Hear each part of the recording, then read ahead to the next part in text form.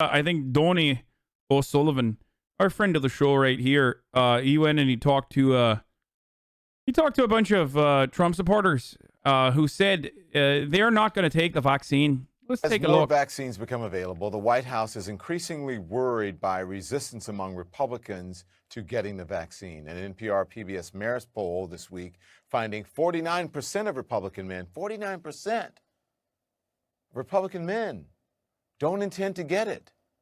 The good news is Trump finally encouraged his supporters to get vaccinated earlier this week, but will that make a dent in the misinformation already spreading among conservatives? CNN's Donnie O'Sullivan has more. Donnie O'Sullivan! Have you guys got your vaccine yet? I will not get never going to vaccinated. take the vaccine. Why do I want somebody to push something onto me and not? I'm perfectly healthy and fine. We're not going to die from it. And you know what? If we do, then it was our time to go because we believe in God.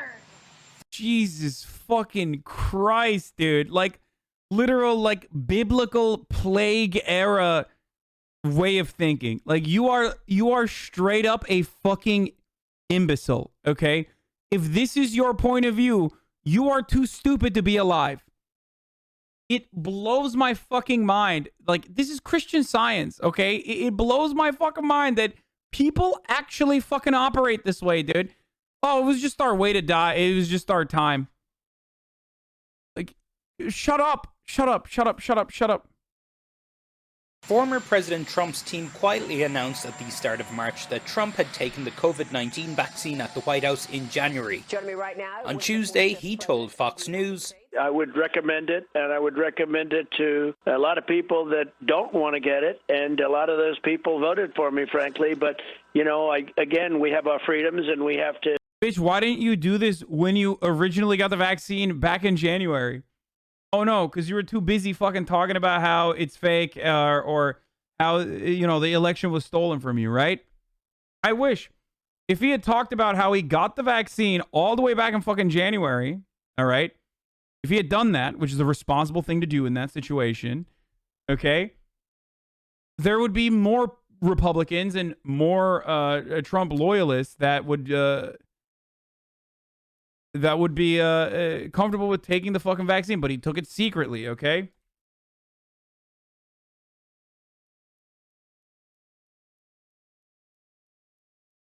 Live by that. Trump takes credit I don't see how that would have directly benefited him, so why would he have done it for exactly? the vaccine. Yeah, he's giving them what they want. I think people are so brainwashed, they need to get a vaccine just so they get on with their lives again. at a gathering of Trump supporters in Ventura, California in February, hardly anyone said they were going to take the vaccine. Some didn't even think Trump would take it. So you're not going to take the vaccine? Absolutely not. What if Trump came out and said, please take this vaccine? No, I don't believe he'll take it. Yeah, well, he did. Idiot. Vaccine hesitancy, in part fueled by dangerous misinformation, is higher among Republicans and Trump voters than other parts of the US population. Speaking at this event was Judy Mikovits, a discredited researcher. This is it, dude. This is the reason why we're fucking getting owned, by the way. Like, if you truly care about, like, American hegemonic power, if you think that America needs to be, like, a world superpower or whatever the fuck, and you're worried about America losing its superpower status, this is the reason. Like, this is why America is not going to be a superpower in the next 50 years. Because we have too many fucking morons in this country that unironically believe dumb shit like this. A known peddler of dangerous misinformation about COVID-19. A lot of people will say the message you're spreading of What is this? anti-mask, anti-vaccine is dangerous. And every piece of data says it's not dangerous. Has the mask helped you? No. You're going to get sick with a bacterial infection. Mikovits is wrong. The CDC and science says masks do work. Dr. Judy Mikovits was the star of Plandemic, a video that went viral on YouTube and Facebook last year, which was full of false claims about the coronavirus. And now false claims about the vaccine spreading on and offline.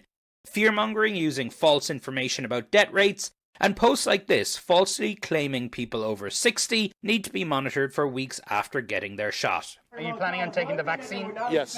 You are? I have an elderly father. He's 93 years old. I have to take it. I don't want to get him sick. I don't want to get somebody else's mother and father sick. You're the first person to tell me you're going to take the vaccine. Serious? Yeah. I think that a lot of the people who are angry and say they don't want to take the vaccine, a lot of them are more angry at the establishment of the lockdowns. So they take their anger in different directions. And they may say, screw the vaccine, screw all Dr. Fauci, all that other stuff. I think a lot of them, out of anger, say stupid things. Yeah. But I really believe that a lot of everyone knows that this is real. Yeah. And it was a contributing factor to my mother's death 3 months ago. I'm sorry to hear that. Yeah, thank you. A conservative voice condemning vaccine misinformation, QAnon and other dangerous conspiracy theories. But on the Ventura Promenade, as on the national stage, it wasn't long before it got drowned out. CNN, they're fake news. Why would you talk to a libtard who lies 24/7? I've seen this guy before.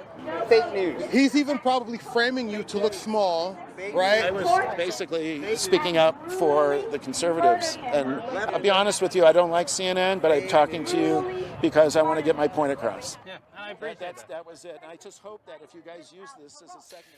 Okay, well, DONNIE O'Sullivan joins me now. DONNIE, it's always great reporting. I missed it. Is there anything juicy there? CNN, Sorry. they're fake news. Yeah. But I really believe that a lot of everyone knows that this is real. Yeah. And it was a contributing factor to my mother's death 3 months ago. I'm sorry to hear that. Yeah, thank you. A conservative voice condemning vaccine misinformation, QAnon and other dangerous conspiracy theories. But on the Ventura Promenade, as on the national stage, it wasn't long before it got drowned out. CNN, they're fake news. Why would you talk to a libtard who lies 24/7? I've seen this. Bro, kid, dog, you're 50, okay? Like, you shouldn't. The only time anyone should ever say libtard is ironically, okay? Like, if you're gonna say libtard, you should be joking about it, okay? But you definitely should never even, like, you should not say it when you're over the age of fucking 35. Like, imagine being a grown-ass man, dude. That's so strange. This guy before. Fake news. He's even probably framing you to look small, right? I was basically speaking up for the conservatives. And I'll be honest with you, I don't like CNN, but I'm talking to you because I want to get my point across. Yeah, and I appreciate that was it. And I just hope that if you guys use this as a segment. Okay, well, DONNIE O'Sullivan joins me now. DONNIE, it's always great reporting. And it's fascinating, though, to hear that man tell you that he thinks anger isn't about the vaccine. The anger is not about the vaccine. Do you think Trump supporters can be persuaded to take the vaccine if tensions settle down? I know that's a big if. Yeah, Don, I think we're in a sort of dangerous territory here where so many of the conspiracy theories that have been pushed about the election, about QAnon, anti-vax is now part of that. So for some Republicans, for some Trump supporters, like the ones we spoke to there, it's part of their identity. And it's important to point out that some of the people featured in that piece said they believe in QAnon, said they want to see a military-style coup in the United States, like what is happening in Myanmar, to bring Trump back. So unfortunately, I think if we had said a year ago, oh, it's only the QAnon folks that are anti-vax, we might have not known that there was that many QAnon followers. Now, after the insurrection, after everything else, we can see, we don't know precise numbers, but we know there are a lot of QAnon followers out there, and QAnon forums are totally anti-vax anytime I go online on them. I mean, honestly, like, the way that some social media companies have dealt with it thus far has been effective in at least curbing some of the most insane parts of the QAnon misinformation.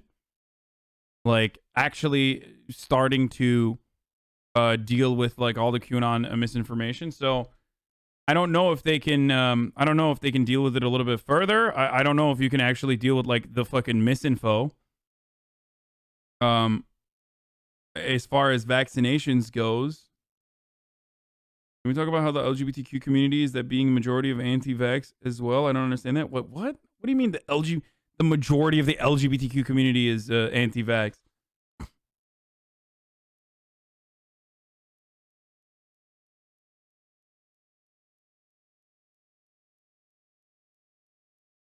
What?